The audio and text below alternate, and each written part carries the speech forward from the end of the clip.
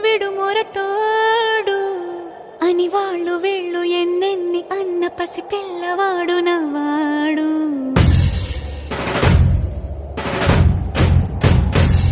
విడు ముండోడు అని ఊరు వాడ అనుకున్న గాని మహారాజు నాకు నవాడు.